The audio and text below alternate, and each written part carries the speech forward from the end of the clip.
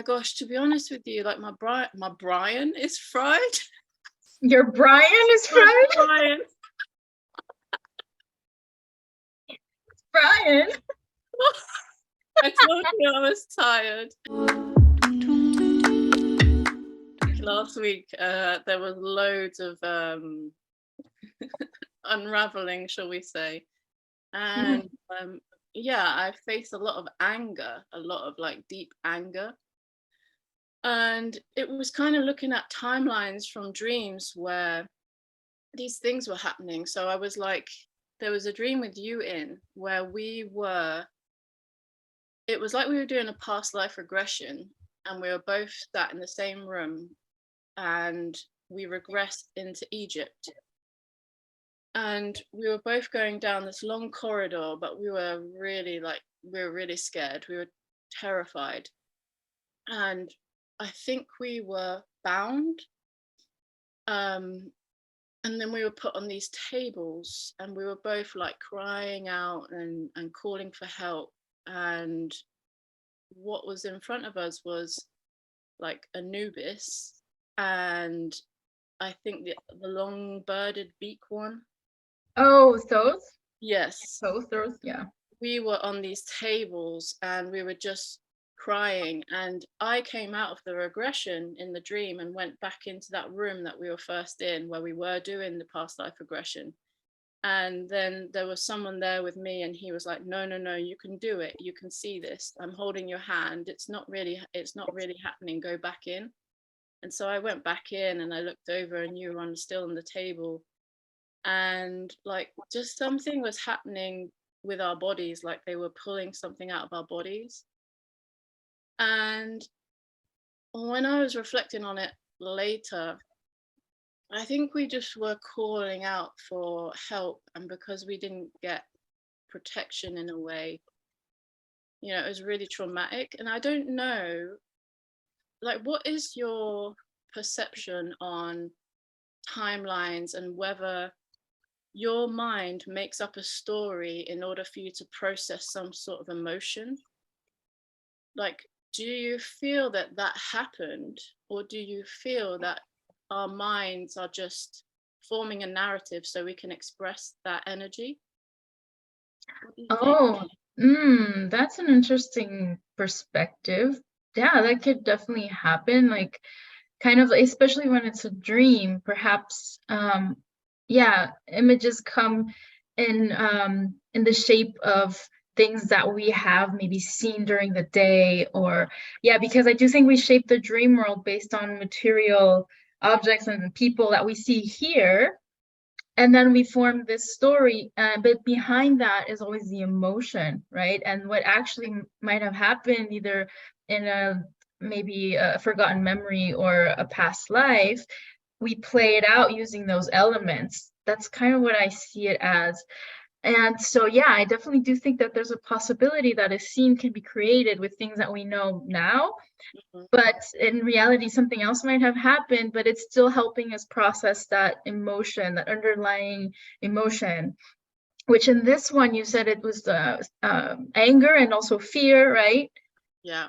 Yeah, I've been dealing a lot with fear as well, and anger in dreams lately. So that's really interesting. Yeah, Yeah. I just didn't know, because I feel like part of the reason why we're here is to obviously go through some of like the darker aspects and transmute them into into love, basically. And I just feel like a way that we can do that, by it may not necessarily be our thing that we experience as a soul, we may be doing it for like the collective, but your mind still has to make sense of it in a way for you to like experience it and express it. So yeah, that was kind of my thoughts over the last week, is how our minds can form these narratives. And yeah, I thought, I wondered if you actually touched on any of that when you were doing your psychology and your dream work, and I don't know if it's been explored much. Yeah, I mean, there's always theories of all sorts, right? But and I think I told you about this, but the work I've looked at the most is by Carl Jung. Yeah, Carl Jung was a Swiss psychiatrist, and he founded what's called analytical psychology. So he kind of stepped away a little bit from what Freud was doing. He was his student before. And then there were some stuff that they didn't agree on, especially the whole like, oh, linking everything to sex, for example, which Freud was doing all the time. That was just one example, right, of like the things that they didn't agree upon. And yeah, so he was saying that yeah, we, like I was telling you, that we use certain elements of our this reality to form the images in our dreams. But he also looked a lot at archetypes. So this is something that's stored in like in the collective. He would call it the collective unconscious. Nowadays, we're talking more about collective consciousness. But yeah, we have all these things are these symbols that are stored, and sometimes they come up in our dreams. For example, when archetype or archetypes that I can see in your dream, which is for me from the collective consciousness. It's just everybody has kind of gone through that in a way. Is the whole like the those and what's the other god that you said from Egypt? Hmm? Anubis. Yes. Yeah. It's like a lot of us have had contact with these beings through other lifetimes. Hmm. Some people might not have had them, but they can appear in your dreams regardless because it's stored in the collective consciousness. So, you know, and then there's like main archetypes he came up with and stuff. So this term archetypes can be used so many different ways. People sometimes talk about it just in general, like to just refer to like the description of something that has been shaped, I guess, by society in general. But Jung did focus on like specific ones that he defined himself. And then yeah, so I guess what was the question again? Were you talking about like why did you dream that? Like Yeah, like just and if just mhm, a theory I had that like your mind starts forming narratives, but like I say, yeah. you can form it from the collective consciousness as well. That you, like you say, you may not have experienced it, but you can see it through the dream time to kind of deal with the emotion that needs to be transmuted or changed. Yes. Yeah, exactly. So I do think that a lot of times we have these things that don't necessarily belong to us directly. Yes, that's definitely possible. Because like as Mhm. well, this week I've been having all these apocalyptic dreams. Wow. I Volcanoes, did, earthquakes, yeah, just all that kind of stuff's been going on. And like everybody around me is really panicking, and like it's like I'm feeling into that collective energy right now because there is a lot of like fear coming up again, you know?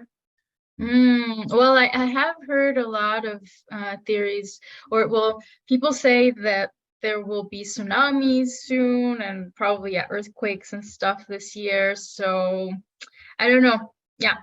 Watch this space. Yeah. But what anger though do you think that you were finding last week? Where do you think it was coming from? Is there like a specific trigger? So yeah, I wanted to tell you about this thing I did today as well. Is that a friend of mine told me there's this shamanic technique where you take an egg and you hold it first in your left hand and you just kind of feel it because the left hand is the receiving one. So you feel its weight, you maybe shake it, look at it, feel it like on the surface, etc. To see kind of what emotions you get or what messages you get from that. And From so holding the egg. holding the egg, yeah. Okay. And then you switch it to your right hand, and that's when you're going to talk to the egg and express everything like anger, fear, sadness, whatever you want. And you're going to release it into the egg. And then after that, you take it to a tree and you break it open there and see if maybe there's something that you notice either in the egg or the tree or somewhere around you. There will be something, in relation to what you're going through.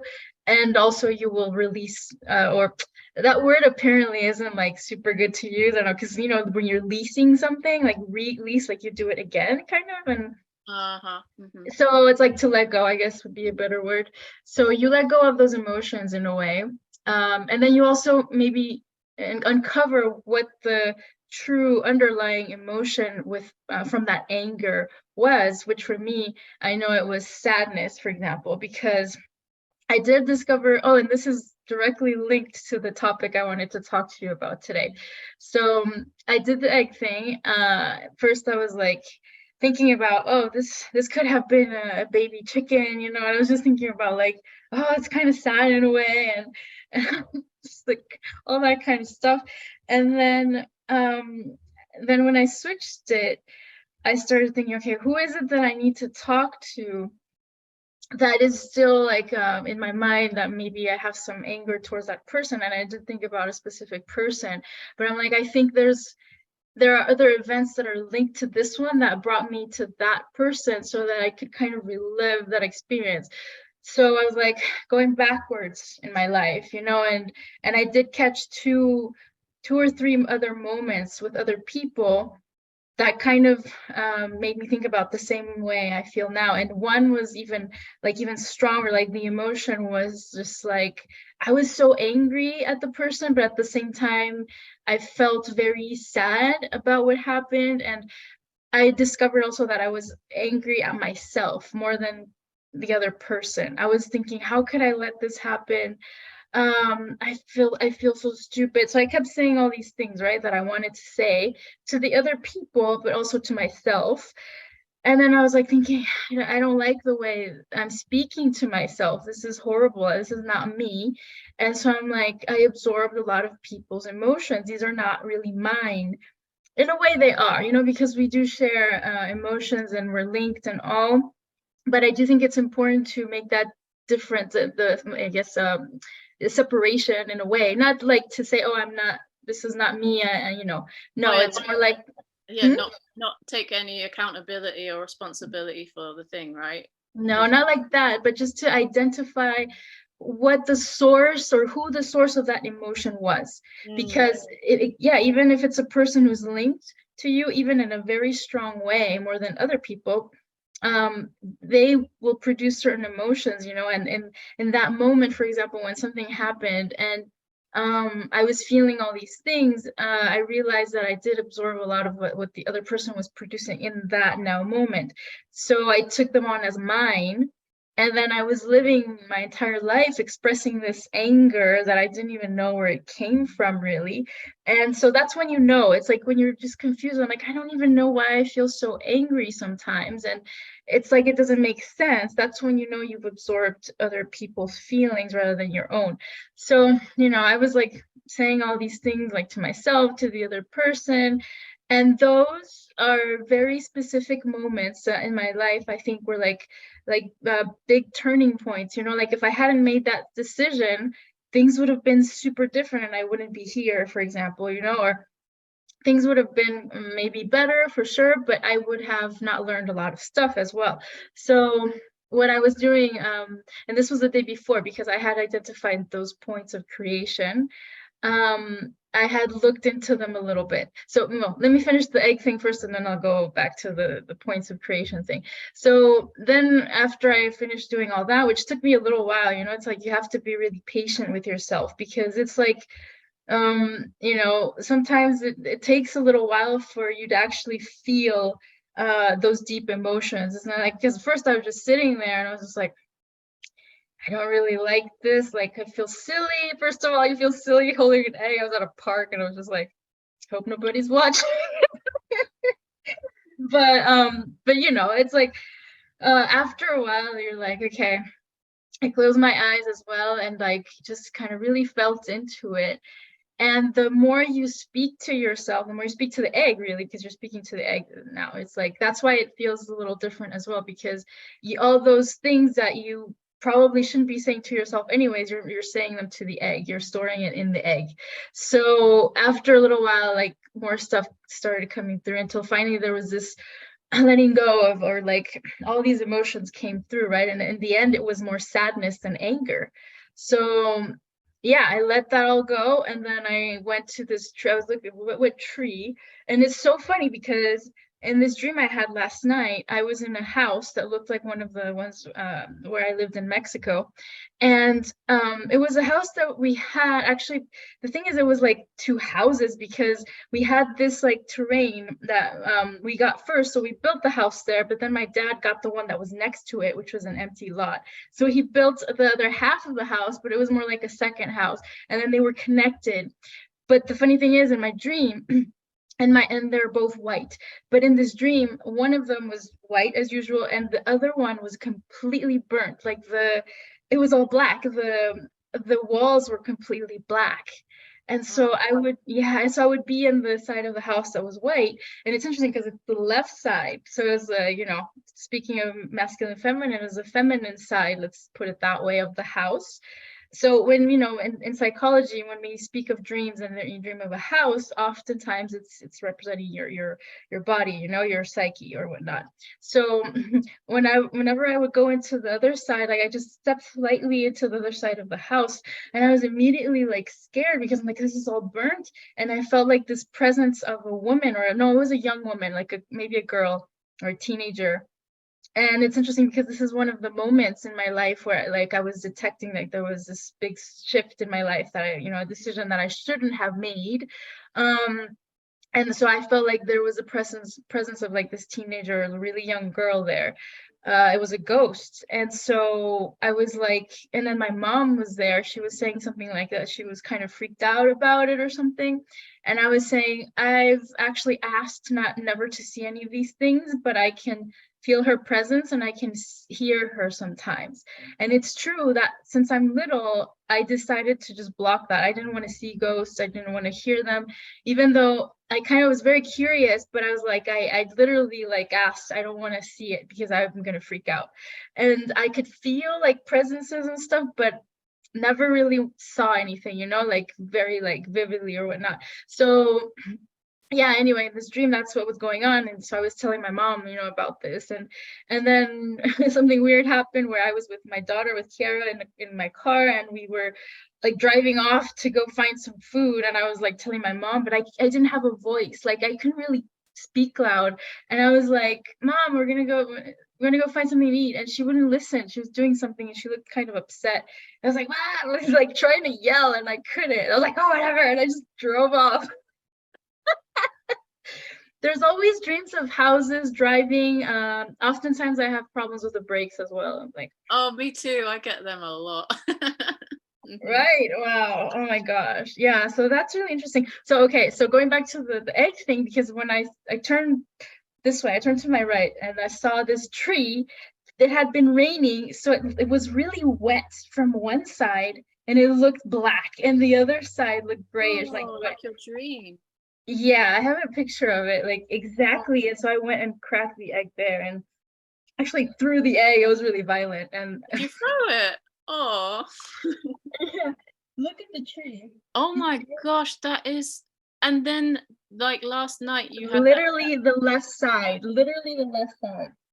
And is it that dark because of rain? Yeah. Isn't that Wow, weird? that's so like stunning. I know, because it's like really wet from one side and the other side isn't. It's just really strange. What? And then you dreamt about the house last That night. was yes, but and then this was today. Yes, exactly. So this in my dream, and then now I see it Oh. in real life, and so I just cracked the egg there. I can see it. Like, Did you? so So you threw the egg. You threw it on the floor. yeah, you can't really see it. There was this yeah, it's like super bright the phone on this camera, but yeah. What did you notice when you cracked the egg? Huh?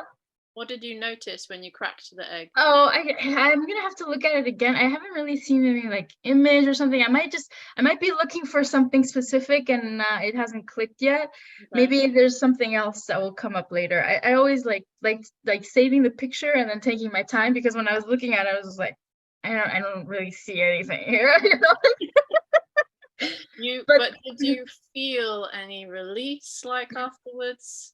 Oh yeah, for sure. Yeah, I felt lighter.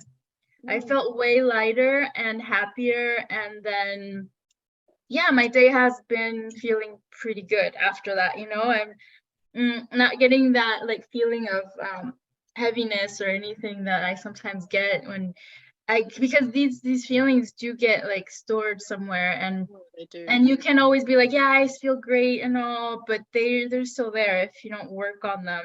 Like And I after, feel sorry, mm, I was just gonna say after last week, I probably had like 2 or 3 days of crying, feeling, feeling it all, like all the sadness, the anger, just wanting to scream. And then once I actually moved through it, I was like just dancing around the house, singing like a brand new person, you know? So that that's is, awesome. yeah, that's the beauty of it, is like once you shift through it, it just, like you say, you feel lighter and it's gone.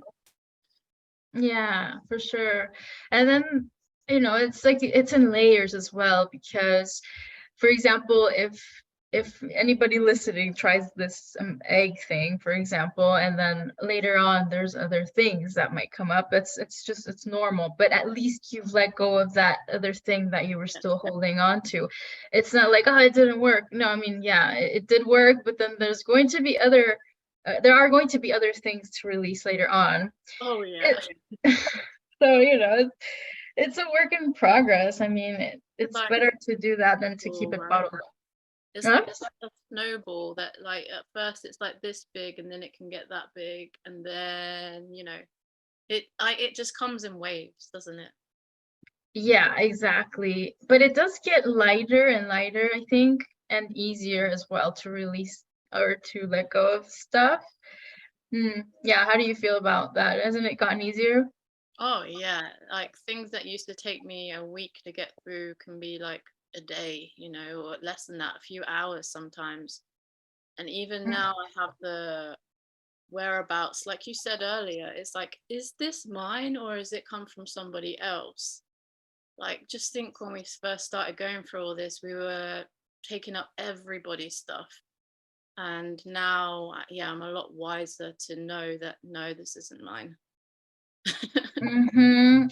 Exactly. Yeah. And also it's the moment is to do that now is very important, I think, for people listening is uh take all that stuff that doesn't belong to you and let it go because later on, especially, I don't know, I've heard that this year is going to get a little bit more like crazier in terms of like the global situation, and there are some energies that are going to be coming into the planet at some specific dates. I heard, I don't know if we've talked about this, but March, May, yeah.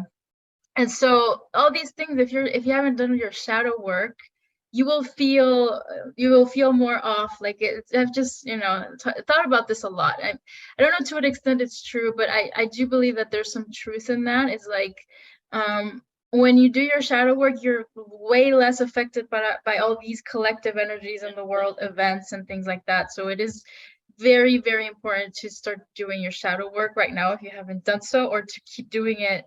I think where a lot of us are just really feeling called to do that, especially this week and Yeah, that since last week. Mm-hmm. absolutely. And it's not like, I've spoken to a few people in the last week and they've all kind of had the same thing, but like different sort of themes are coming up. And to me, it's almost like everything right now is under a microscope. And if you haven't looked at it, it's going to get louder, like in this little period. Because I really feel, especially the time of year, like we should be in that stillness and we should be inside and we should be resting and going inward. And so this is the time where all these things are going to come up. And I tell you, this past week, I have been getting triggered by so many little things that ordinarily I wouldn't have been. But it's the way that I'm able to see it now and to deal with it. And just really silly things like doubting my abilities, like having like real self-confidence issues, or like thinking, does that person really like me?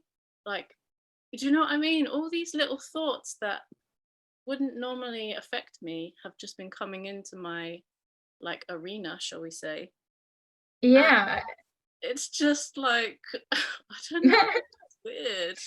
Yeah, but now you're more aware, like you said, and it's not affecting you as much. And so yeah, like like I was saying, those people who are still not really aware of the inner work that needs to be done, they're going to be really, really triggered. And so I've been seeing with people around me as well, and even with myself, just like you said, yes, I have definitely been triggered and feeling like rushed. Sometimes I'm like, wait a second, no, no, no. I said I was going to slow down, and I'm like, I have to like Yeah. really stop myself and breathe.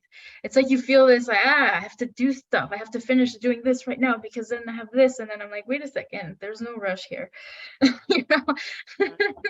Totally that. It's like, is that a distraction technique as well? Because you're Mm, not wanting to face something or look at it. So it's like you have all these things that you want to do, and it's like, no, the work is actually going in and looking at this stuff. Like that's what we're here to do. And like I yeah. said, this time of year, it's so key to utilize. Like, obviously, we're in the northern hemisphere, so we don't get a lot of sunshine at this time of the year, or not in Ireland, anyways. No, but it's very cloudy here too. So for me, I love it because I can go for a walk and be refreshed, but I know that it's going to be quite rainy and cloudy. And for me, that's perfect conditions to actually meditate, like go into stillness, get my notepad, start doing all these little, things to myself of what I'm looking at and where does it come from. And yeah, it's just a process, but I really feel cool to do that. I really, like, a lot of us are feeling really cool to do that, so we'll see Wow. what comes. Yeah, that's great. Yeah, I've seen a few other people also like completely disappear from social media and stuff. And I'm like, oh yeah, I can tell. It's always the same type of profile of people who do certain things as well. It's like, oh, this is a moment where this person disappears. That's kind of normal. And it's like, so yeah. It's like we're all kind of feeling that urge to go even deeper within. Hmm. Hermit, hermit. But then, there's some of us who still like to put ourselves out there at the same time that we do that. We like to go in and out. Mix it up. Sounds so funny. Um, so you were talking about in your message points of creation and Oh points of yeah. destruction. Yes, points of creation and points of destruction. So this comes actually from this thing called access bars, which is like this whole way of like a I don't know what to call it, maybe a theory or whatnot, but I've taken bits and pieces of it that I think are good in terms of the philosophy behind it. I wouldn't say, oh yeah, go, do everything. Access bars is amazing, because I actually had a call with a person from France that does access bars, and I didn't like it. But I'm like, well, I can't say that this is rubbish just because I didn't like this person. So yeah, I know. So one of the things that they look at is that there's always a point of creation and a point of destruction for things, and then we made certain decisions at certain points of our life that were very important and that shifted things. And so sometimes we can maybe be like, oh, I didn't really like what I did. I think I could have done better, because there are decisions that it's not that they're bad choices. It's more like there were better choices than that one. Yes. It's like we could have definitely done better. So you can go back to those points of creation and destroy them. And to me, it's like, oh, that kind of sounds like dream work in a way. And if we're like, thinking that dreams are separate, that's not true. They're very intertwined. You know this, of course. I'm just saying for people listening. But it's like saying, well, if I can change, for example, the outcome of a dream, and sometimes people even dream that outcome as well. Especially, this is what I was telling you about in the message, is that there's the therapy, I forget the name of the type of therapy exactly, but it's for people that have post-traumatic stress disorder. So what happens is that, for example, someone is traumatized by an event and they keep dreaming about it, right? And they wake up and it's like this nightmare that's reoccurring. So what the therapist does is helps them recreate that experience through a meditation session, for example. So through visualizations, they will imagine something else happening. And this is something that they practice like constantly. And then one day when they have that dream again, they will actually dream the new outcome of the dream. And that will start dissipating those feelings of fear behind that experience. So I'm like, I can do this too with like events in this reality, as this is a big dreamscape too. So if you go back and recreate and think what would have happened, that one of my points of creation was the day that I decided to go out and play with my bike and my sister. Like, we were going to go on bike rides because I love doing that. I used to go down this big hill and let go of my handles or whatever of the bike, but I didn't have a helmet on half the time. That was my bad. Like, I know, but I was so secure. Like, I was so good at riding my bike and roller skating and oh no, I did used to do rollerblading, but same thing with rollerblades down big fat hill. And so, but that day, my mom was like, "No, don't go outside. You already went outside this morning," or something like that. And I'm like, "No, I want to go outside." And I was like super stubborn, like, "I'm gonna go outside." so, so we went, and same thing as the downhill thing, except this time I let go, and then I heard somebody call my name, and I'm like, I turned around and I didn't notice there was this huge speed bump. So I went over the speed bump, fell, bumped my head against the curb, and I cracked my skull. Like, literally, it was a small crack. So my ears started bleeding, and I was in a coma. And yeah, it was Oh like, God, really? mhm. So that was like a very important point of like creation of Oh, something that shifted everything in my life, because after that everything was really gray. Like, after that point in my life, everything for me, like every image I have is pretty gray, and then maybe some other stuff not really after years, but like right after that, the years that followed, all I can remember, it looks gray in my head. So I'm like, sorry, mm, is that like seeing is grey as well as your dreams, or were you seeing? oh, no, yeah, I was like half like paralyzed on one side, Oh my which I can't gosh. remember. I think it was the right side, yeah, because it was the left side actually where I hit my head. And I Oh, can't hear very well from like this ear, and I have constant like tinnitus, the dee thing, but very soft. And then there's of course the louder ear ringing that comes later, but like sometimes, but this is the soft thing here always, like dee, kind of really subtle. And so it's interesting because in that series I tell you about, the original Angel, there's this one lady who was like, I have tinnitus just like you. She was telling this guy, he's like, you and I are travelers, we're not from here, and that's why we have tinnitus. And she's like, yeah, she was like saying that that's a sign of like that you're not like, you have, you're like another consciousness kind of came into the body or something. I don't know if like, to what extent this could be true, and I don't know like if, I don't think mine counted as a near death experience. I don't know if I flatline. I'm not sure. I'm gonna have to ask perhaps, but I was in a coma, so it was like maybe something did step, how, like maybe how long another aspect of me came in. I don't know. Hmm? how long were you in the coma for? I don't know. It wasn't that long. It wasn't that long. Maybe a night or maybe a couple hours. I don't know. Because I don't remember. I don't remember anything. I just remember like falling. Then I kind of did see like the sky and my mom's voice, and I heard something. And then maybe a later like light, like a huge light. It must have been like in the room. And I don't know, or I don't know, maybe it was a tunnel towards the fifth dimension. I don't know. But I heard my dad's voice as well. So yeah, and then I woke up in the hospital and I was like completely lost. I didn't know what had happened, and so I was really confused and all. But yeah, I don't know. It was really strange. After that, I felt like different, and I was a few things changed, like a few habits of mine. Like, I used to love reading like all the time, but also it was more difficult to read when I had this thing going on in my head and I had a big headache all the time. But like, I stopped doing that. I didn't like reading much anymore. And I don't know, there were maybe a few other things, but I just can't remember much of what happened around those times. And I think I lost a lot of memories, from my childhood, because it's hard to remember things before that. I just remember a few things that were either like very joyful or very traumatic. The other stuff I can't really remember. So yeah, it's really strange. And so yeah, going back to the whole point of creation thing. So I went to visit that day. Like, what would have happened if I didn't go outside, if I had listened to my mom? And I started recreating my life from that point. And I was like, wow, this would have happened, this wouldn't have happened. And I started getting like, who would I have met? Who would I have not met?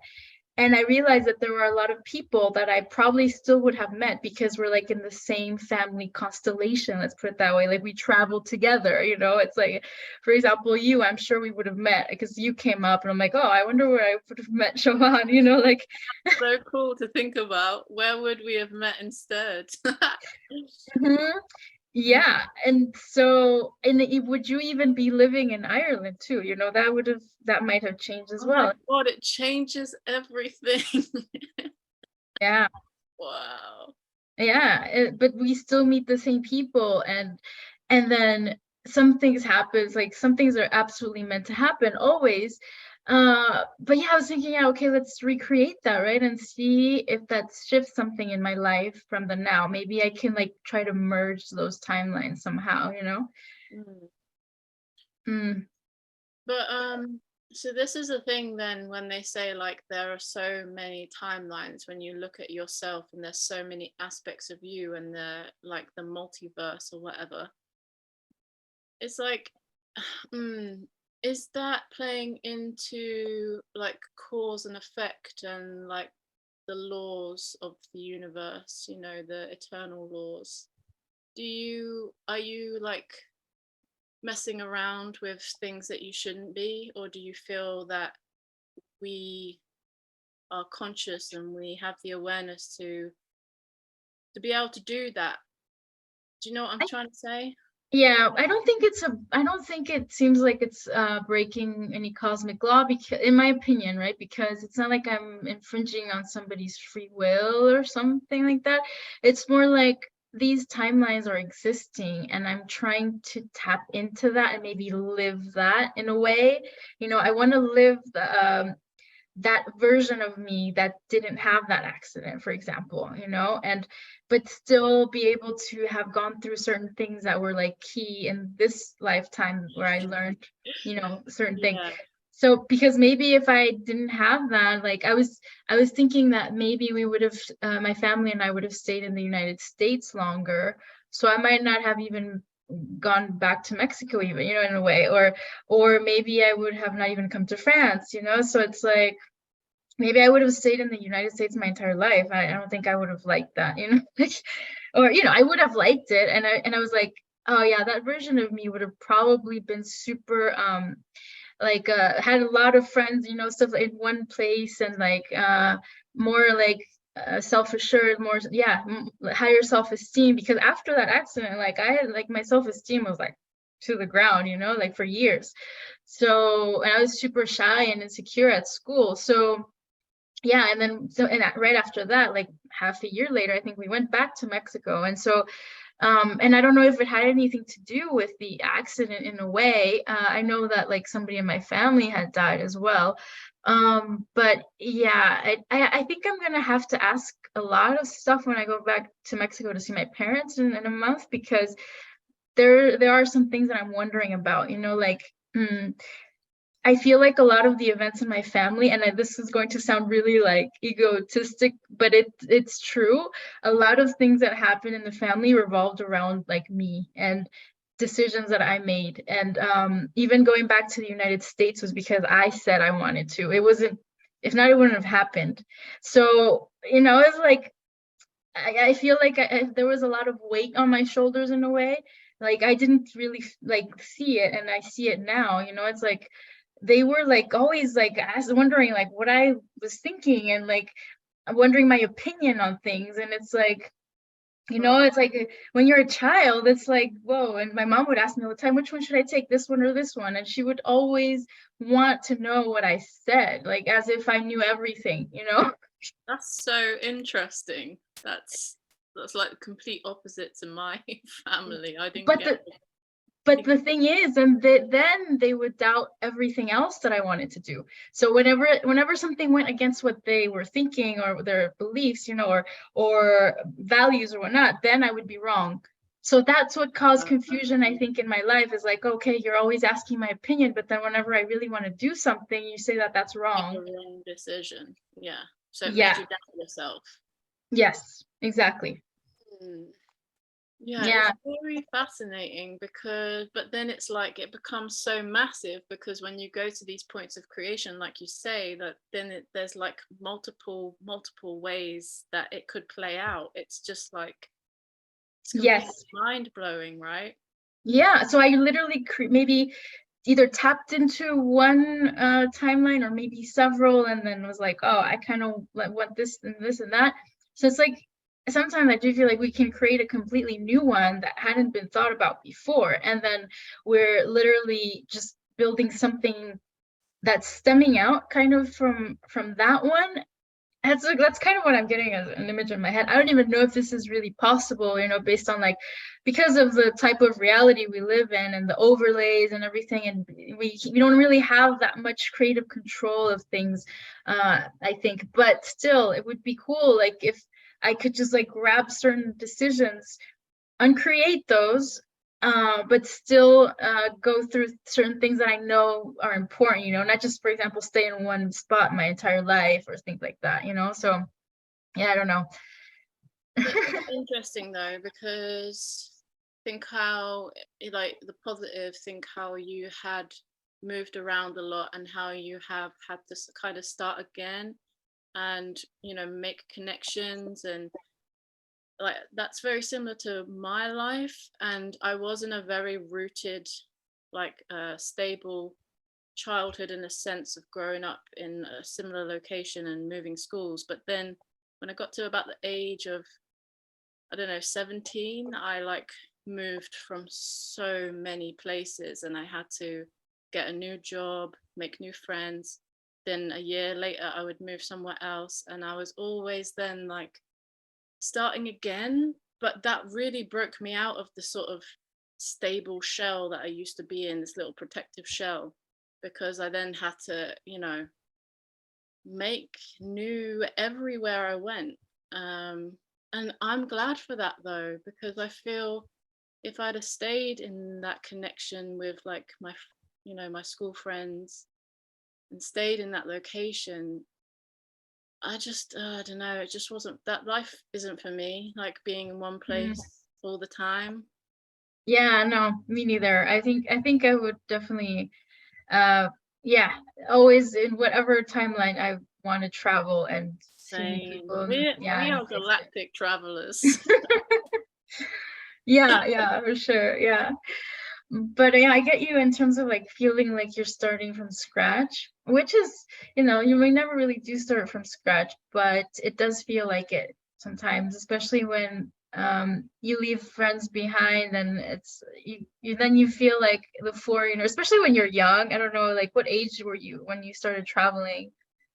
Well, I moved school properly to a completely different place when I was 12. That was huge for me. And then I like got really settled with friends there, and then we moved to another country when I was 17. So that was like, wow, completely different environment. And yeah, I hated it at first because I Mm, just I just had this like really close group of friends which I've never had. And mm. then I go to this new country where everyone kind of speaks like differently, and they That's when take. you moved to Ireland or the UK? I moved to Wales, Oh, okay. but it was a proper like mountainous area, and their accents were very different, and their just mentality was very different, and they used to just take the piss out of our accents all the time. And so, yeah, it was interesting trying to integrate into this little town, like village life when we come from a city. Um, but yeah, it was a lot because I felt so grounded where I was before. And then now I was in this completely new environment. Mm, Um, but, I would never change that because what came after it was really amazing in my growth. Like, I went out of my comfort zone in so many situations, and I pushed myself to get a job and to like go to college and university and all of that. And even though inwardly I'd be like terrified, but I still would do it because I knew that I had to like change. Change is always inevitable, you know? Like it'll come at you whether you want it or not. Yeah. You know, one thing that caught my attention when you were speaking is that when people used to make fun of the accent, and that would happen a lot to me as well, especially when I moved back from the US to Mexico, because I had literally just yeah, like the accent was more American. and and then I would feel bad, you know, like people would make fun of it, or but I think that has a lot to do with those obstacles that we put ourselves through because of the communication, which made me think Yeah. about how we're, yeah, how these things are meant to be there for us to work on, because it's one of our greatest strengths, really. Hmm. Yeah, Yeah. all like so many of our challenges are Yeah, and you were even speaking about the throat thing as well, and that happened in the dream I had last night. It's like there's still stuff there, you know? yeah, still working on that. Yeah. Yeah, no, a friend of mine, we were talking about this exact thing like maybe last year, because she had a very traumatic experience, and she was saying how what if she could go back to that and, like you say, with the PTSD, kind of see it in a different way and try and change the outcome almost, to empower herself, and so it didn't still fill her with fear. Um, so is it a technique that people do deploy then to assist? Yeah. Yeah, with dream work, yeah. So I'm thinking, I mean, if that's, it's like, you know, our thought patterns, that's scalar energy. Like we're literally switching the particles in a way from even what happened before, because it's also literally just happening now. Yes. And we can tap into that from the now and change it. And I do think that that has an impact in the way we live our lives afterwards from that point on. I have a friend of mine who was telling me she did this too. She's like, "Oh, that's interesting. I had actually done something very similar, and everything after that shifted. Like I did, she felt things shifted in her reality." So, yeah, I mean, Yeah, uh, and I suppose like the cause and effect thing, if there all those timelines exist from this one choice point, then if you're just pulling that one toward you, then you're not really breaking anything, are you? You're not really breaking because it's already existing. exactly. Yeah, that's my point. Yeah, because it's not like I'm like saying, "Oh, I want to control a certain person and I'm gonna go to the past and be like go and like, you know, take this person and tell them this and that." I think that's different. And plus it's not, I don't think that would even be breaking the laws of the universe. I think that would just create some sort of karmic loop or something. I don't know. Because you're, you know, if you're not using pure intentions to do stuff, it always has this like Yeah. what's it called, clapback or something. Yeah. Yeah. For sure. Um, but they do that too. I used to watch this program for people with like a obsessive compulsive disorder and things like that. They would Hmm. take them into situations where it may first come about, normally through some sort of incident, and they would get them to go and sort of redo it physically, you know. So if, for example, someone had a panic attack in a supermarket, which then brought on, years of whatever anxiety or whatever it was, they would get them to go in and do the whole thing over, no matter how many times attempts it may take them to actually do the full process. Like they'd walk them through it. But and irrational fears as well, like, if you don't like tarantulas, slowly getting Yeah. them onto your hand, that kind of thing. Yeah, and also some people in my lab when I was studying psychology here were doing experiments with virtual reality. They were using that to help people as well, because then it would be less scary if they knew it was virtual first, and then gradually they would maybe make them do it in real life. So that's like, they put that step in the middle. You say that though. I was playing. My friend's got a virtual reality headset, and it's like one where you have to like walk across skyscrapers. Oh my Yes, god! that too for heights. I would love to try that because I'm freaking scared of heights. I'm like, if I could do that first and then maybe jump off a cliff with a rope, or like, not like just jump off a cliff. Yes. Honestly, like my brain processed it in such a way that it was so real. I fell over. It was Wow. And you horrendous. felt it? You felt like you were falling? Yeah, I felt like I was up there. It's like to me, it was too real. Wow. I definitely want to try that. I think that would help me with my fear of Ooh. heights. I have a fear. I have a fear of heights as well. Wow, yeah. Wow. We need to practice on that for It, sure. it comes to me a lot in dreams where I'll be up somewhere and like on a balcony, for example, and there's no railing and everyone else doesn't even notice it. They're all just having fun, and I'm just like, oh, you know. Or like there'll be a gust of wind and I just freak out. Or I'm climbing a tree and I just have to climb back down because it's too high. It's That's funny. interesting. Yeah, I get some of the like falling down, and feeling it like I wake up and I'm like, oh my God, I fell down. But but yeah, and then I've had a few where I'm falling or skydiving, but in a few of them I wasn't scared, and one of them was because I knew I was dreaming, so I was just like, oh yay, this is good. Like I'm like I'm good. But and then plus I was with this like really cute guy that was like helping me with my parachute because it wouldn't open. And I was like, I'm sure he could do it. I'm just gonna let him do it,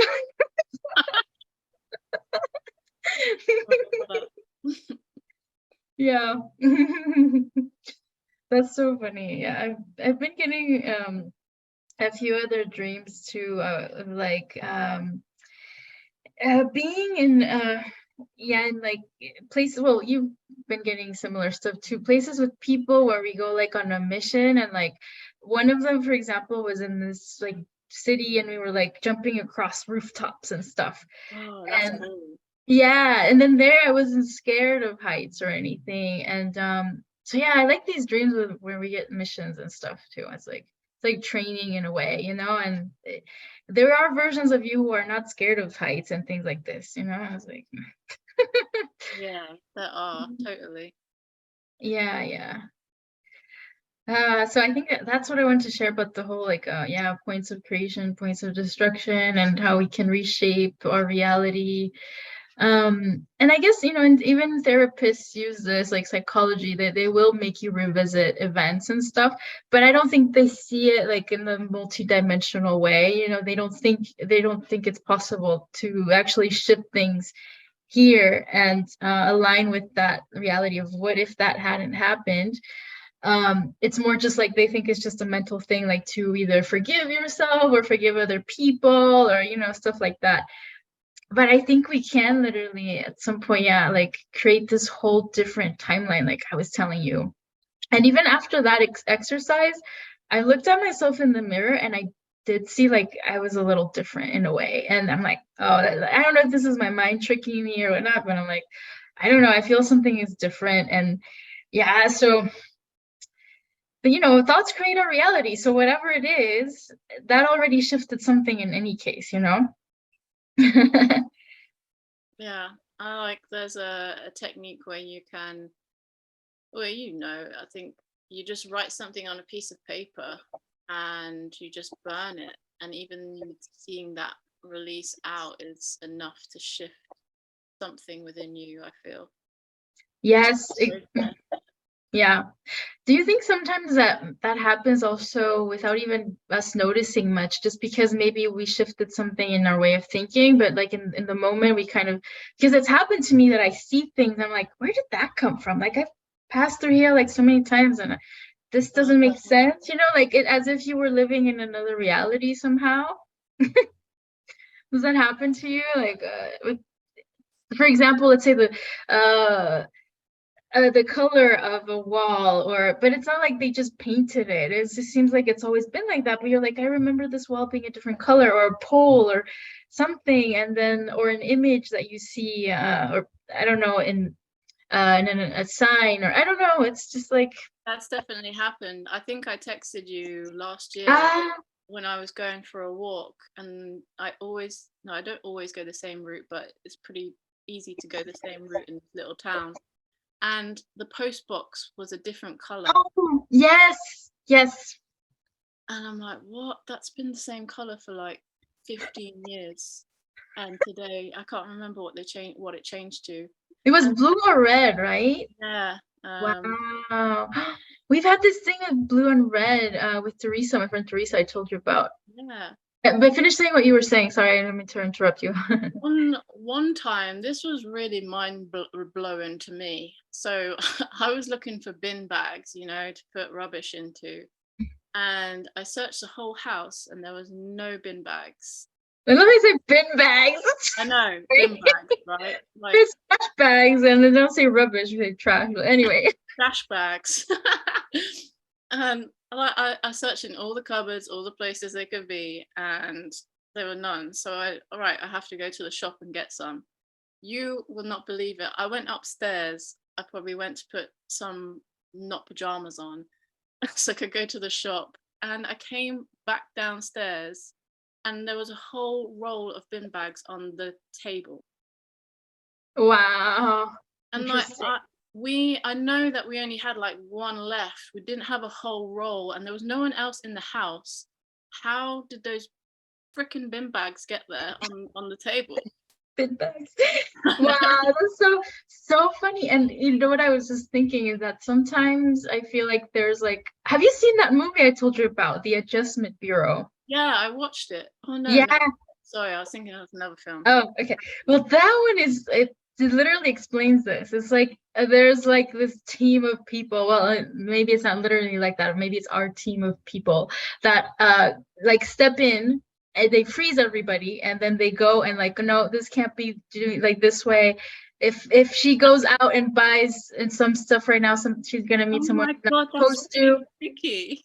because that, yeah, because then you will make a decision that will affect your future, and you will go off plan. I Whoa. just got chills. Like, Oh so my they literally go and God. put the bag there for you so you won't go outside.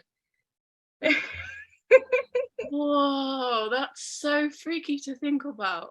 It's an adjustment. And sometimes you forget things or you lose something because you're supposed to be somewhere else, or you're supposed to like they want to delay you, because Oh, if you go out now, it's not time to go out yet. She has to go and bump into this person at exactly this time, so go and like, make her lose her keys, and then yes. the logistics of all of that is like mind bending. I know. And you know what? That's exactly what happened with me and Teresa when we saw that blue butterfly I told you, The because scarf. she thought she lost her scarf. We looked everywhere, supposedly. And then after that, we went to this 40-minute drive to that place. And then we're like, oh, let's go visit this castle, right? And that's where we saw the butterfly. Oh And then we went back, and then the freaking scarf was like behind the couch. Yeah. my God. They were in that apartment and they planted it somewhere else so you would go. Yep. I'm just trying to think like how many incidences that may have happened. Like, yeah, it's unfathomable. Yeah, that's why now when something doesn't go the way I want, or I lose something, I'm just like, all right, there's an adjustment. I get it. It's like, Yeah. that's the way I see it nowadays. I always call it like a buffering, when you get a buffering on your computer, it's like you're you're buffering around this decision and you're being held for a minute But and then, right, you can proceed now. It's all it's all sorted. yeah, now you can go. Yeah, exactly. Yeah, and there's even, yeah, I've heard stories of like there was this one girl I used to talk to on Instagram, that had a lot of crazy experiences, and she was telling me one time she thought she lost her keys, and she took such a long time looking, and she was going to be late for something or whatnot, and then finally she found them, but just like but I looked there like 1,000 times. It was literally in the same spot she always put him in or something like that. And then later she heard that there was an accident on the road that she was supposed to be on earlier. So she was delayed because of that. She knew that. She just automatically connected the dots, you know? So yeah. Oh, I find that fascinating. Isn't there's so many moments that I can think of where I should have been at an event or something like that, and everything I tried to do it to like go, the transport would be late or there'd be a cancellation here, and it just became so impossible that I couldn't get to this thing. Or like my friend was going to take me, oh, her car's broken down. Like Hmm. so many situations like that. Oh, Yeah. wow. That's wow. Yeah, you should watch that, The Adjustment Bureau. It's really But good.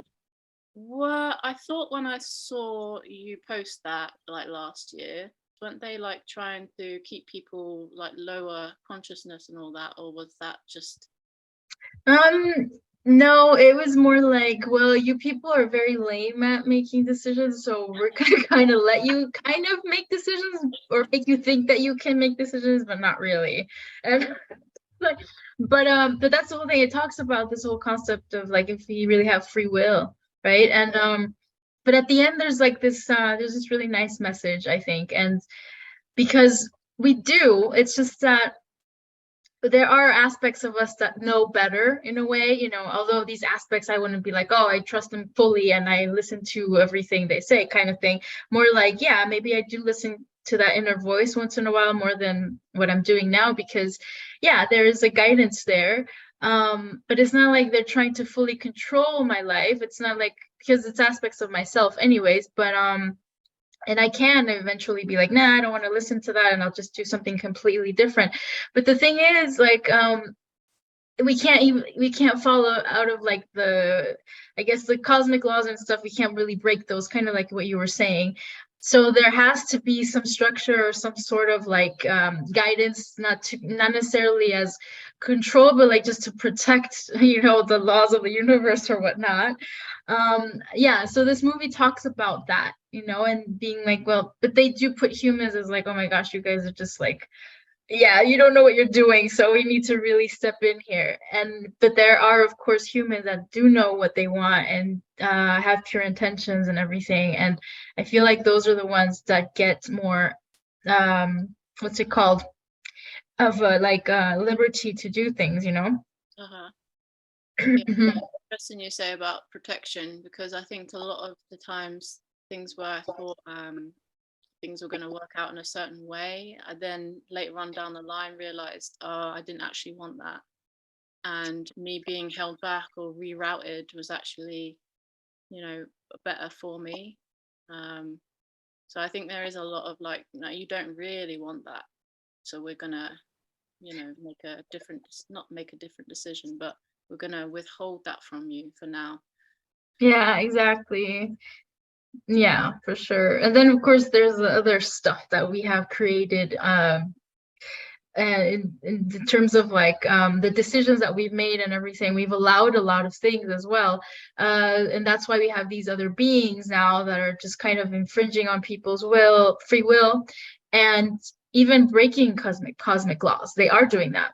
They are it's literally like a violation of yeah, of the free will, and also of like just people that, even people that have pure intentions, that can't do what they want anymore because of these beings. So it gets really complicated, right? It's not just like as simple as, oh, we can, you know, we do or we do not have free will. It's also there's intervention of these aspects of us because they are aspects of us, but they're trying to control everything, and it's like they can't really like you know, they can't really get rid of those I guess the limits that they have in a way, but they can like trick you into thinking that they have.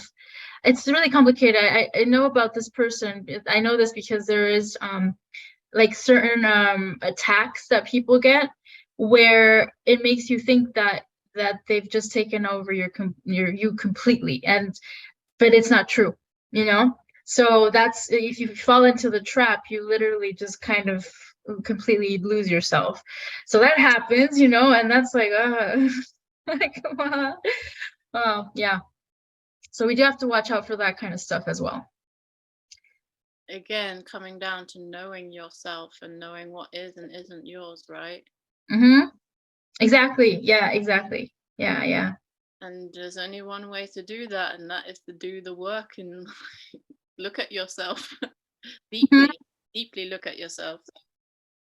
Yes, yes, yeah, yeah, yeah. Because these entities or whatnot, that's very difficult to get rid of once you stepped into that zone, like you're like, yeah, you go into this, you can easily fall into the victimizer game with that kind of stuff as well. Ooh, yeah.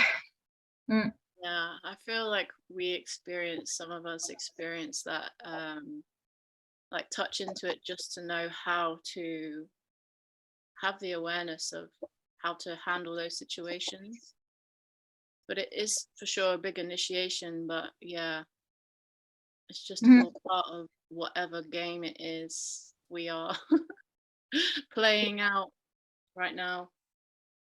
Yeah, the game, like you said, exactly. It's interesting. I've been seeing more and more of this game, especially lately when I told you about this kind of journey that I went into, like looking back at parts of my childhood and the messages from this spirit baby I've been telling you about. And but yeah, I visited so many places, and like I saw them all as like going through a maze, and I would look around, and there was like it's always in constant motion as well. It's very interesting. Yeah, it's literally like a video game. And then you go into like these areas, and then you feel a certain thing, or you're processing a certain emotion. Sometimes you don't see the image of it. Like I was telling you with when I sent the like, fox energy to myself, and this kind of yeah, to me it felt like some sort of memory that I couldn't really see, because I feel like I lost a lot of memories or whatnot. But it was really intense. And but before I got there, I was like visiting these tunnels in my mind, and then I saw this fox, right? And so it's like, oh, and it was literally in front of me, like as a this furniture in the place we were staying at, with Teresa. Like it had just two little knobs, like three, two for the eyes and one for the nose, and it was like, yeah, it was the color of it was like, yeah, like reddish, and so like, yeah, that's interesting. So yeah, I mean, it is a big fat game though. Yeah, and interestingly as well, it's like when you sort of pay attention in like the hologram to certain things, it just comes up more and more. It's like, is it your subconscious pulling that towards you for attention? I don't know. I'm still trying to figure stuff out. What do you mean? Like when it's just emotions versus something very specific, you mean? Well, like with the fox thing, once we Mm, kind of went on that train, it was like the fox was everywhere, you know, mm-hmm. everywhere we looked, on social media, in our actual physical reality. And it's like, did we pull that energy towards us through our what? Oh, see, now I'm like starting to think if this is something that was created from the now that is serving a purpose for visiting past lifetimes or past timelines, like I was telling you, like when I did that, right, I was sending the message to myself, like use the fox energy, and so it's a tool, but it's like linked back to the past events. Oh, it's just so interesting. Like, did we agree before we came in to this one with whatever activities that we were doing as a group? We were like, right, let's plant a fox because this fox means this, and this is how it's going to connect us all at this point.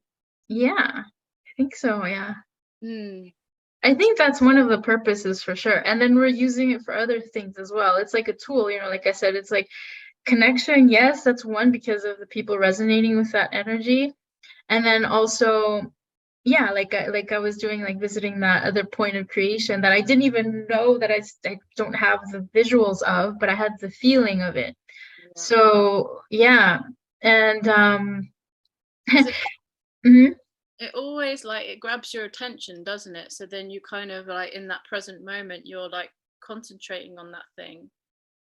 So Mhm, another presence for like grounding and communication from some level of your awareness in that moment. And same mhm. with the llamas, right? Like the llamas. Yeah, exactly. Yeah, yeah. That's a whole different energy as well. It's more of like a joyful kind of uh yeah, more cute, kind of thing. I also there's other stuff about llamas that I've been reading about as well, but like yeah, in general it reminds me a lot of like the children and because I was reading this article that like llamas are super easy to they get along with everyone. Like it's very compatible with pretty much everyone, even children, it was saying in this article, because just of how gentle they are. But they're also very witty and like something about I can't remember exactly what I was saying about the llamas, but there's a lot of stuff about llamas as well. And it's not just, some people will see a llama and be like, oh, they don't Yeah, do anything or that's what whatnot. I mean. It like it triggers some sort of response in you in your consciousness. So, Hmm. we agree on these specific items before we came Hmm. in. Because I think it was last year I had this really random dream. I was looking out the window and there was a really long road, and on the road there were 12 llamas.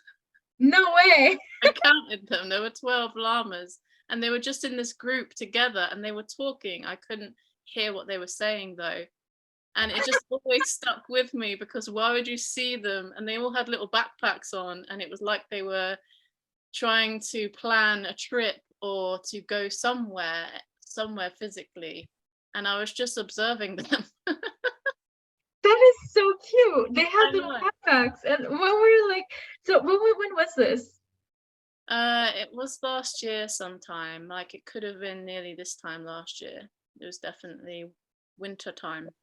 Oh, wow. Yeah, but it made me laugh so much because like they were all so cute with their little backpacks, and they were all trying to decide which way was the best. And I don't know, I was just observing and overhearing what they were saying, and it just always stayed with me because it makes me smile. Wow, what way is the best? Mm. That is really interesting. That's literally what we're doing now, actually, with with the groups and yeah, testing different things, practicing different things, and seeing what sticks, who stays, who joins, who leaves. It's just like this whole journey of like as a group, kind of like the llamas with their backpacks. It's a whole journey that we're But as well, they were taking. on a really long road and there was mountains in the distance. So the long road, it's like, that maybe it's a long road to getting to whatever a point it is, but I suppose enjoy the journey. And they were all super happy, and there was definitely a uniqueness to each one of them as well. Um, but it was just so cute. That is so cute. You were dreaming about our group, Yeah, all like with like similar frequency, but unique divine blueprint. Mhm, mhm. I saw you got your restructuring stickers as well today. Oh yeah, I've been using codes a lot lately. Yeah, Awesome. yeah, yeah, and you can like use any code really. I was just like, for water, for example. I mean, it doesn't really matter, but there are there are some codes that are supposedly more for water or more for solids or whatnot, but nah, I mean, just anything that restructures the original, like, eternal blueprint of things, stuff like this one. This one, I love that. I got this one, Starfire Harmonics. Mhm. And yeah, and then the stickers are from, what's the name, Sri Raj, the one from India. And then this is the one with the water, yeah. Oops. Yay, awesome. Yeah, so You can even make your own. I mean, it's you make a lot of like light language stuff, so you can just post it like or it's what's it called, paste it on a water bottle or whatnot, and that helps to restructure the water because of the reversals it holds, you know? Hmm. You can sing to it as well. Yes, absolutely. I mean, the thing is, you can. I mean, the more you do, the better. Apparently, The more you do, yeah. yeah. We have the power. Sing to your water. Yeah, you can also just like hold it, or like, you know, when you with your palms, your hands of your palms, you can send you pull in Maharic frequency and then just blast it out. Mm. I do both. So I do that, and then the sticker kind of like it's just like, you know, it adds on top of the power of like whatever else you're doing. It magnifies it, you know what I mean? Yeah, exactly that. Mm-hmm. Yeah, so I've been still getting a lot of water dreams. Oh yeah. Mm. And that one last night where I could use ice. I was like ice bending. That's so cool.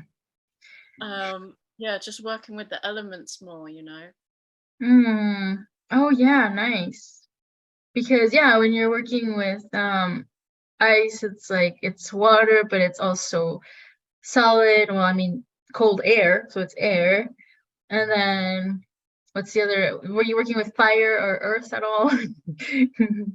Not recently, but that one last night I was kind of like it was like I was a superhero or something, and I was just going around saving people with my ice powers. Oh, that's I so do cool. like dreams like that because it breaks it up from the sometimes when you see a lot of like traumatic stuff or when you're doing deeper work on yourself. So it's nice to have those, like you said, those mission dreams where they're a bit more lighthearted Mhm. sometimes. Yeah. Um, yeah, it's cool. What Yeah, I like those too. Yeah, they help. They help because it's like, oh, sometimes you're like, oh my gosh, I'm so tired of doing the same thing, same subjects over and over again. Like, yeah, I know, I'm working on it. Like, you know? Oh, I had one the other day that comes up quite a lot when I don't know if you get this when you can't when you're in the dream and you're trying to open your eyes and you're not able to open your eyes. Do you have that? Yeah, like everything is blurry, and you're just like, I want to see Yeah, better, that's and you it. can't. There Yeah. are so many times when there'll be some sort of message and I'm trying to read it and it's just blurry and I'm like, oh, I want to see what it says. Why? Sometimes if you can just be like, okay, you give the commands like, okay, I can see better now. But it's so difficult. Like it's difficult to become lucid that way and be like, oh, just do it, like I don't know. I don't really lucid dream, really. I don't do it that often either. And whenever I do, it's like sometimes it's like half and half, like I know I'm dreaming, but I don't know how much I can actually do. So it's like, I think it's a matter of practicing as well. It's like the more you trust yourself too that you can do whatever, it just because when I do it, it does just instantly switch. Like I'll be let's say I had this one where I was literally naked or something in a public area, and then I'm like, no, wait a second, I want to have clothes on, and it just appeared. It's just like, so yeah, I've been able to do it. It's just that sometimes you're just like, oh, I kind of know I'm dreaming, but you kind of just think, oh, but I have to kind of keep following whatever's going on here, and so it's like, okay. Funny because what you said earlier about the adjustment bureau, I've had dreams where I'll become lucid and I'll just look around. And so the scene that I was playing in my dream, I'm like, oh, I know I'm dreaming. And then I see the people behind the dream, like the Oh, operators, shall we say. And oh, they've like got a script and they're looking at me like, oh, she's awake. She knows what's going on. Okay, shut it down. It's over. And I'll just wake up out of it. So oh gosh, like that's a so. like a film set. I was in it and I was part of the cast and then I'm aware and awake and then they just like, whoa, okay, shut it down.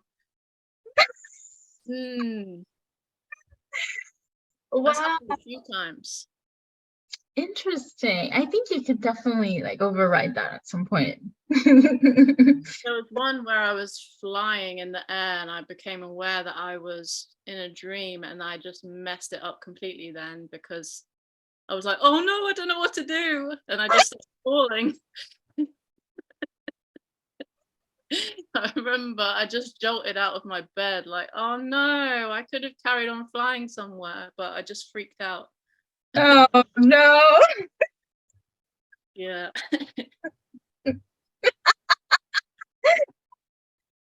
Oh man, that's so funny. That's something that's definitely worth looking into more, the lucid dreaming thing, and how and ways that we can have more fun with it and like have more creative control over what happens and like yeah, explore, I guess, that realm a little more than we already do because we do it anyways. Like we do so much, but yeah, it's lucid dreaming is definitely one of the topics.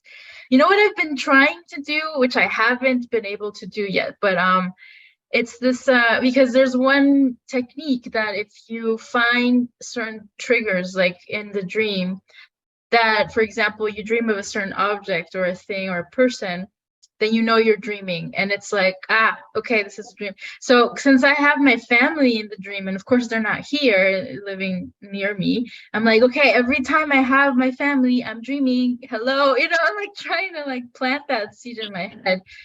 Last night I had a dream they were there, and I completely am oblivious to the fact that I was dreaming. Yeah, you've got some more work to do on that technique then. Yeah. There might be something that I might have to add to that or whatnot, because, well, it's important to do what they call reality checks. So In maybe Inception. I'll do more of that. Inception, like in Inception, the film. Yeah, I remember something about Got that. Like, what little, did it? little Oh, yes, tokens. yes, they with that thing. Yeah. So, for example, I'll be like, oh yeah, my family's in here, so that means I'm not dreaming. Okay, cool. So you keep going on about your day, right? And so that you will have that reflex of doing it in your dream one day. Other people use other things. Like I did do it one time with my hands. Like I would check my hand and be like, no, I'm not dreaming. My hand looks the same. And in one dream, I had spirals all over it. The thing is, at first I said, oh, no, I'm not dreaming. This is normal. But then the voice came in, was like, check again. And I was like, okay, this is kind Oh of my weird. god, that's the adjustment bureau talking to you. Check again. Check again. Yeah, that's that dream voice, that I've told you about. It's like, Yeah, it's huge. It's like this narrator voice or whatnot. Yeah. that's hilarious. I know it, check again. The one that told me to slow down was also the dream voice. Yeah. Mm. Oh goodness. It's been so fun talking with you today. How long have we been here for? Oh, an hour and a half. Oh wow. On the planet, or Huh? on the planet in this What's universe? it on this call?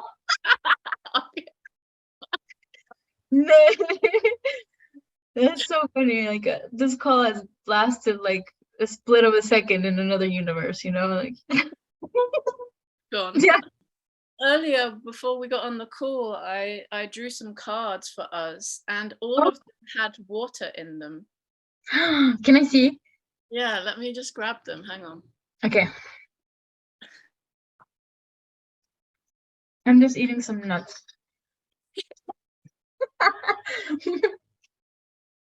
One we had before, and this one keeps coming up.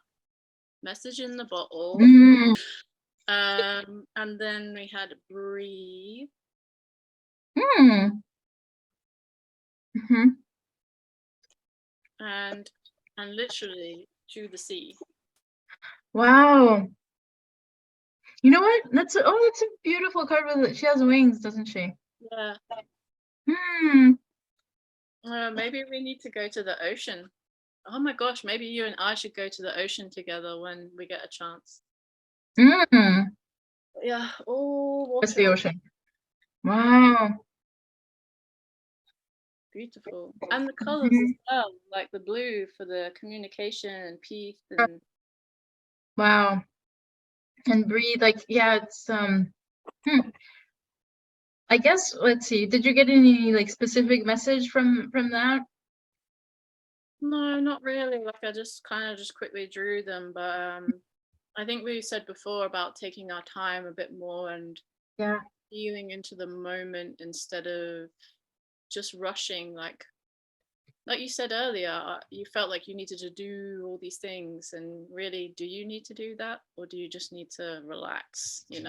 Mm-hmm. Process, do the shadow work that you said you were going to do this week.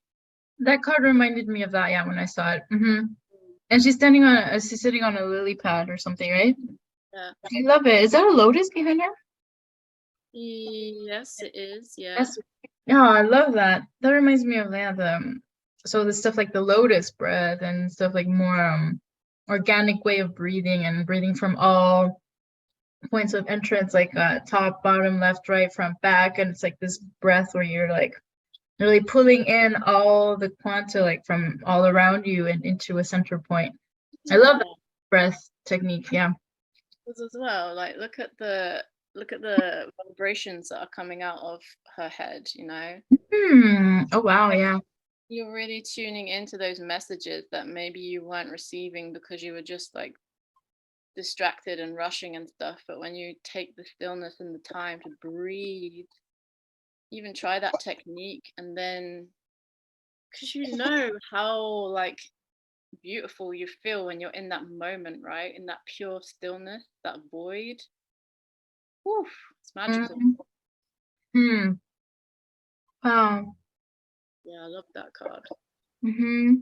Hmm. And then like go to sea, it's like which way are we going? You see how it's got like the directional weather Oh vane. yeah. Yeah. And the Behind her. Is that a microscope? Oh my it's called telescope. Oh. but yeah, telescope, binoculars, it's like which way are we going? Oh yeah. And she's on a paper boat too. Mm. It's like it's really fragile. Think about it. Yeah. That's interesting. Again, like there's communication here in this bottle. Yeah, I know. Yeah, yeah, yeah. But because I was thinking when I saw the boat, also it's like it could be a letter that she wrote or something. It's like a huge letter with something that she wants to communicate. Mm. Yeah, and she's not even afraid that it's going to shatter in the water or anything. It's like Ooh, that's deep. just going for it. Yeah. What Okay, what do you make of this dream? So, well, it's been like a message that has been flowing through for maybe a few months now, but it started off where I kept seeing like these books. Let's say there's 7 books, and every Hmm. time I would look at the books, I would feel a bit like, whoa, no, Apprehensive. apprehensive, yeah, apprehensive. And these books kept following me then into different dreams, and I'd see them in the corner and be like, "Oh my god, the books are here again."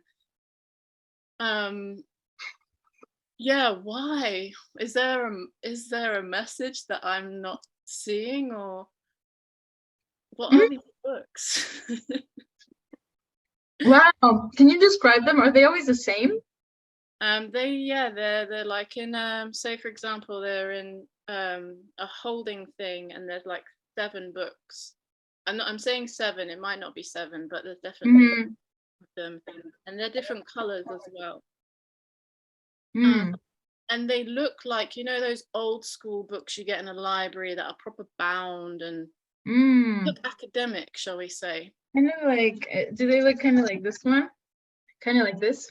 Yeah, yeah, yeah, just bigger. Of course, yeah, yeah, yeah. I love those kind of books, yeah. Hmm. I was thinking about that like that's what I was picturing when you were saying books. I'm like, Yeah. that's super interesting. It reminds me, you know what it reminds me of? Um, it reminds me of this particular technique where you visit a dimly lit room in some part of your consciousness or in your body. You actually imagine it in a part of your body, and that's like your departure point. And you can either visit well, in this one you can visit, actually, I think you go down, like you're gonna go downward in the spiral staircase, and you're gonna see something there. You're gonna activate yourself with something there.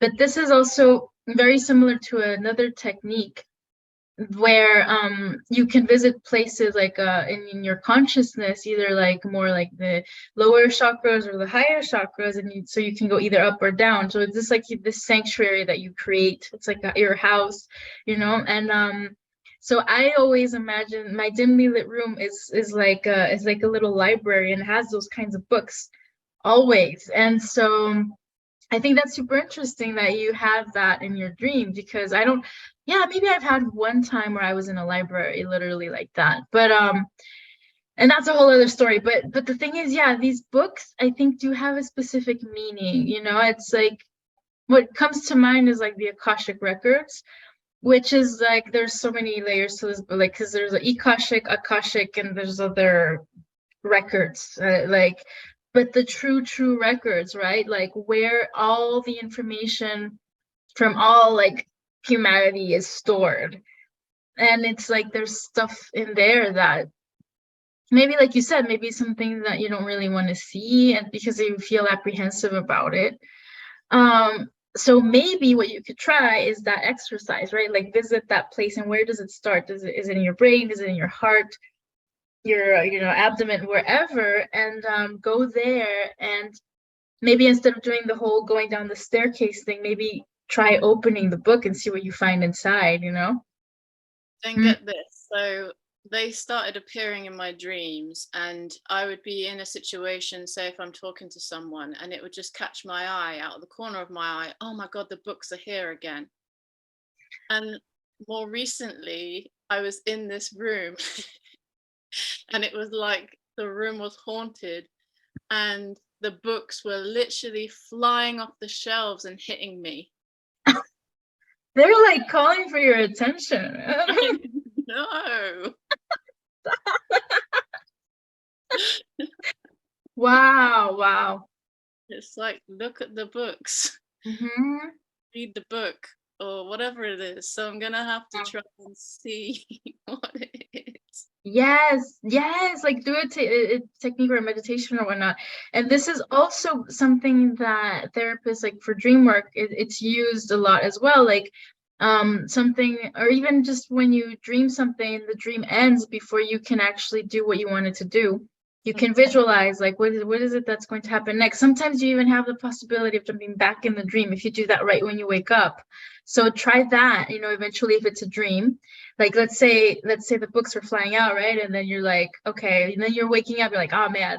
But like keep your eyes closed and try to envision what is going to happen next. Go open the book, and maybe you'll jump back into the dream. Or if not, it's okay. You just like take yourself there and see what is in it, and you'll get clues. You might not get an exact image, but you'll get feelings or something. I've done that with like a suitcase that appeared in my dream. It was a silver suitcase. Yeah. And I opened it, and there was like green light coming out. And so it's like, oh, okay. So like for me, it was something related to the heart space, something like that. Oh, that's Yeah. really cool. Mm-hmm. I guess I gotta open these books. Oh, please do tell afterwards, because that's so intriguing. Unless it's too personal, but It just made me laugh because they just kept showing up, and they were getting more and more obvious, to the point where that one where they were physically being thrown at me. And I'm like, okay, I see you. There's the books again. Oh my God.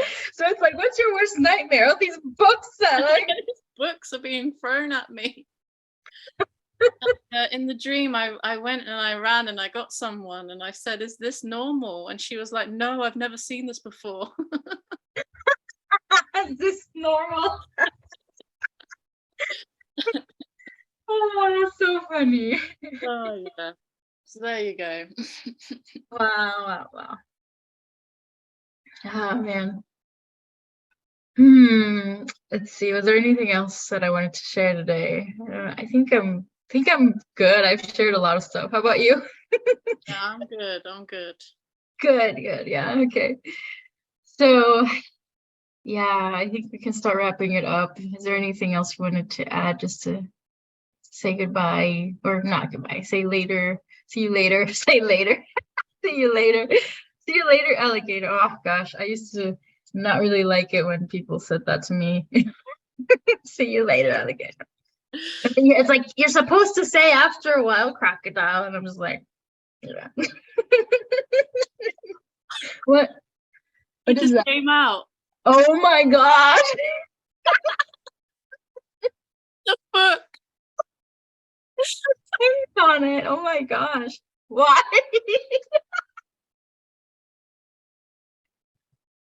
Why? So crazy! Wow. It's got a big question mark. Yeah, you said. Mm-hmm. Oh my gosh. Okay. Message received. Isn't that interesting how we always look up when we get messages? Like my look. Oh, it's like if we look down, it's coming from hell. Oh, that's so funny how we like, yeah, we separate all these things like up, down, left, right.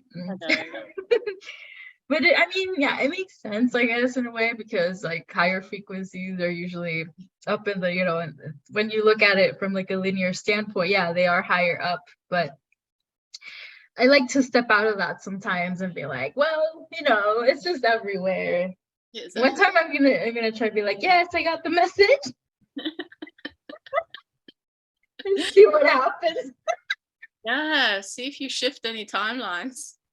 Yeah, I don't know. It's like because it's all those things that we always do. It's like I don't know if you could call these patterns, but it's I guess when you're divergent and you just start doing things differently and just because that shifts things in and of itself, It really does. I was thinking about this the other day, how there's so many routines and habits that actually then just keep you so stuck. Mm-hmm. Yeah, you know what? I'm gonna not do that so much. I'm gonna do something else. I might Or look right or left, like do a I hand. got it. Oh, I love it. Okay, my dear. Me too. Oh, thank you for today, and yeah, I hope to talk to you again soon. Keep me posted on the books. I will. All right, we'll see you again soon, and have a great evening, See you later. alligator. Just kidding. Bye.